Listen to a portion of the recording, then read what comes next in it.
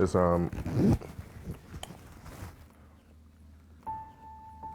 that's the original picture right there. That's her and that's me. I just like to have it everywhere as a reminder of my mom, because that's the only thing I really had of her when I left her.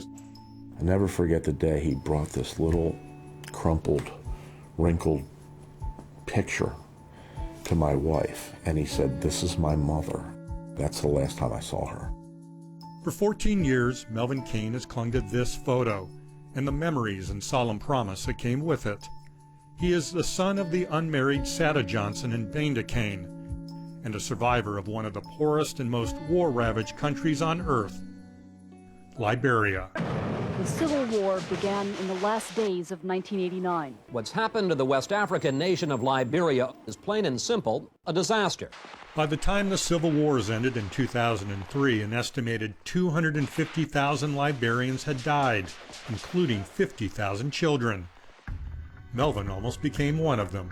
The worst is still like in my head. It's just there, like I can't get rid of it. Very, very, very dangerous.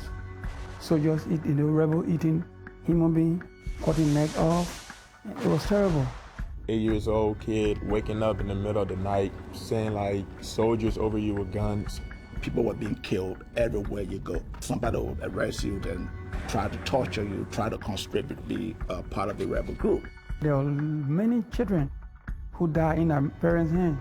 So he was very blessed and lucky to survive during the war. The relationship between Melvin's parents eventually ended.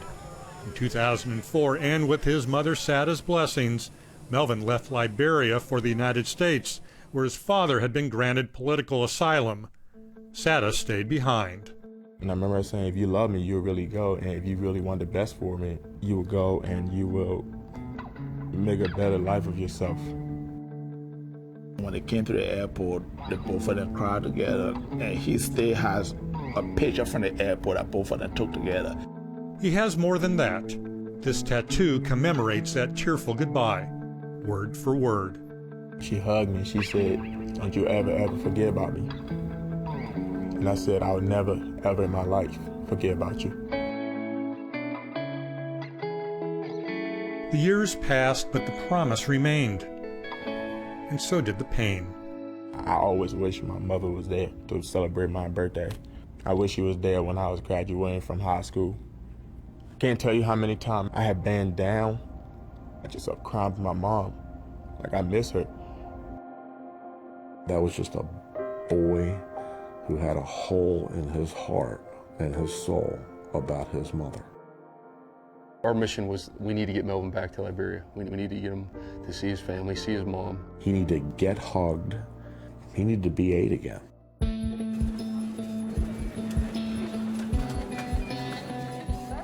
In late June, Melvin began the 21-hour journey from his present to his past. Because I want her to be surprised. I want her to be so surprised. Like, I just want to see the look on her face. It's going to be the best thing ever. Like, first thing I'm going to tell her I love her.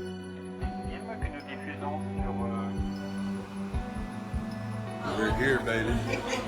We're here. When we landed, I wasn't nervous at all. But now that we're in the car heading over to see my mom, now I'm getting nervous again. It is a 45-mile drive from the capital city of Monrovia to Melvin's birthplace in Kakata. Kakata is where his unsuspecting mother and several of Melvin's siblings are visiting a relative. You ready, Melvin?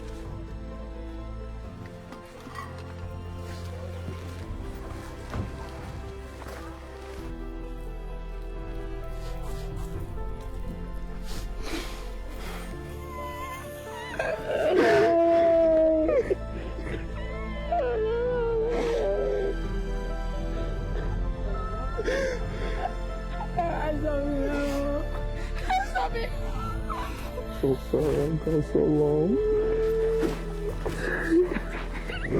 I'm so sorry.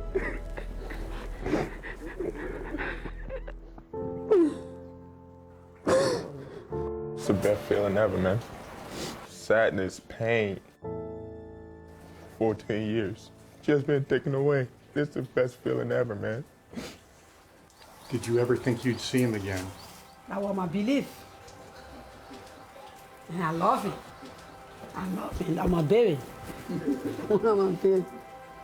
That's my baby. The wars have ended, but the despair remains. Liberia is a country where electricity, running water, and indoor plumbing are non-existent for most, including the 26 people shoehorned into a shack made mostly of mud, the same shack where Melvin once lived.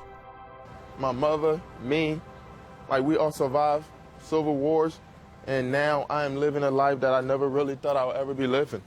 And that's one thing that I'm always grateful for. 14 years and nearly 5,000 miles once separated a mother from her son. What kept them together was hope, love, and a photo.